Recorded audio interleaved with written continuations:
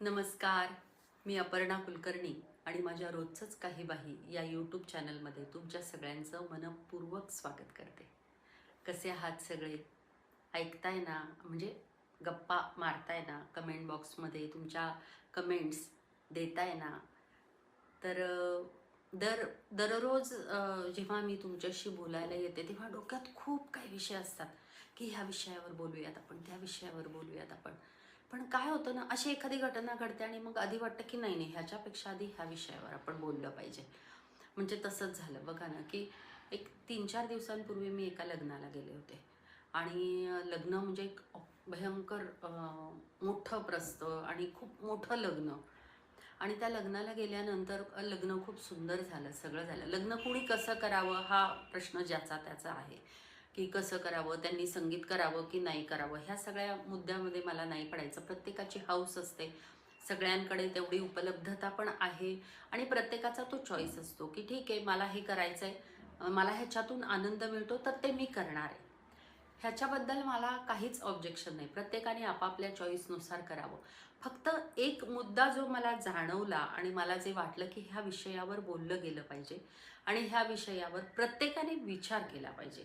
तर तो मुद्दा मांडणार आहे आज मी तुमच्यासमोर. काय झालं ना, लग्न खूप सुंदर झालं, सगळं झालं आणि जेवणाच्या ठिकाणी आम्ही गेलो. तिथे किमान 50 एक स्टॉल होते.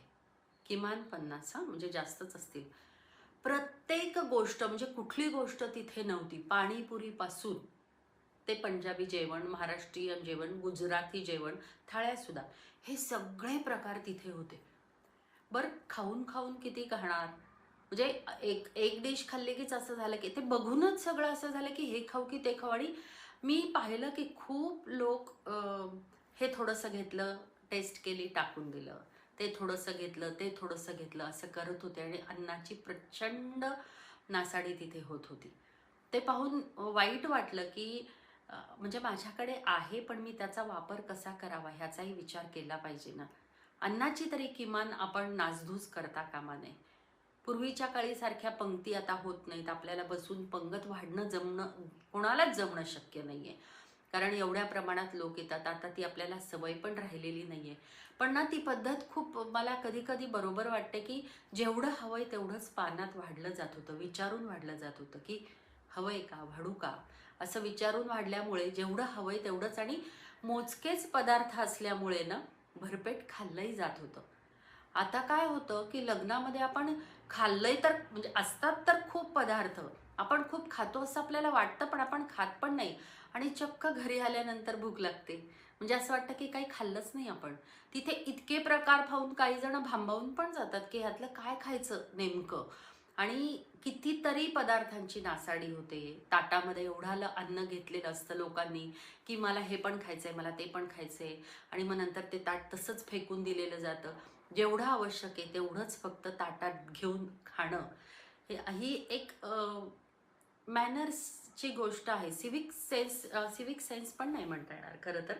कारण खेडेगावात सुद्धा लोकांना समजतंच ना, की मला एवढंच हवंय आणि तेवढंच मी खाणार आहे. पण असं होतं हल्ली लग्नांमध्ये, खूप लग्नांमध्ये काय, कार्यामध्ये काय, कुठल्याही शुभ कार्यांमध्ये आपण अन्न हे पूर्ण ब्रह्म म्हणतो. अन्नपूर्णेला लग्नाच्या वेळेस आपण मुलीला अन्नपूर्णा देतो आणि हे इतकं सगळं असताना आपण ही अशी अन्नाची नासाडी करतोय, ते कितपत योग्य आहे? प्रत्येकाने हा विचार करून आणि खूप जेवणामध्ये खूप पदार्थ ठेवले त्याच्यापेक्षा आलेला माणूस तृप्त होऊन गेला, ही भावना जास्त मला वाटतं महत्त्वाची आणि प्रत्येकाला तेच हवंय, की माझ्याकडे येणारा माणूस आपल्या पाहुणचाराने तृप्त व्हावा. मी जेवण छान द्यावं. मी दिलेल्या जेवणाला लोकांनी लक्षात ठेवावं, की असं म्हणतात, की लग्न तेव्हा मिळणाऱ्या तिथल्या जेवणामुळे लक्षात राहतं. एखादी गोष्ट जेवणामुळे लक्षात राहते.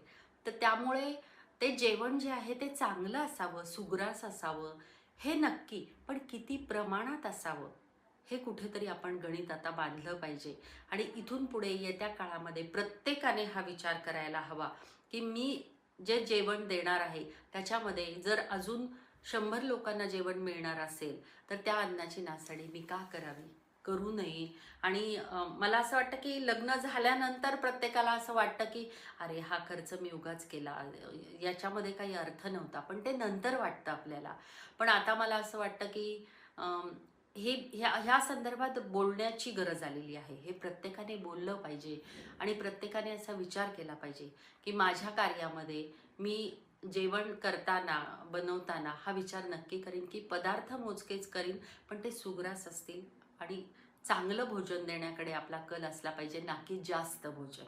हा विचार मला वाटतं प्रत्येकाने विचार करण्याची गोष्ट आहे. आणि मला आज असं वाटलं की हे तुमच्याशी मी शेअर करावं. हे सगळ्यांनाच कळत असतं. प्रत्येकजण आपण लग्न कार्यात भेटतो तेव्हा म्हणतोच की "अरे रे, बघ ना, काय हे काय चाललंय? किती अन्न वाया गेलं." प्रत्येकाला आपल्याला जाणवत असतं, पण फक्त आपल्या न बोलण्याच्या सवयीमुळे आपण हे बोलत नाही. आपल्याला असं वाटतं की छोटीशीच तर गोष्ट आहे, ह्याच्यात काय बोलायचं? ज्याचं त्याला समजलं पाहिजे. कळतंय पण वळत नाही, अशी जेव्हा परिस्थिती असते ना, तेव्हा समाजामध्ये जास्तीत जास्त एखाद्या गोष्टीबद्दल बोललं गेलं पाहिजे. आणि मला असं वाटतं हा माझा खारुताईचा वाटा आहे. आणि म्हणून मी आज हा विषय आवर्जून घेतला की इथून पुढे एका जरी माणसाने असा विचार केला, की विचार तर प्रत्येकाच्या मनात असतो, पण तो अंमलात आणला की नाही, मी एवढं जेवणाचे पदार्थ नाही ठेवणार, मी मोजकेच ठेवणार आणि पंगत ठेवणार बुफेपेक्षा. अ, परवडत नसेल तर मग मोजकेच पदार्थ ठेवणार. एवढा तरी विचार, हा छोटासा बदल आहे, पण खूप महत्त्वाचा आणि मोठा बदल आहे. तो होणं आवश्यक आहे. या बाबतीत व्होकल होणं आवश्यक आहे.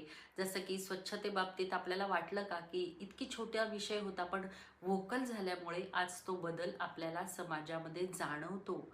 आणि लहान मुलंसुद्धा, नाही इथे नाही टाकायचा कचरा, रस्त्यावर मी टाकणार नाही, ही जी जागरूकता आहे ती आपण सतत बोलल्यामुळे त्यांच्यामध्ये आलेली आहे.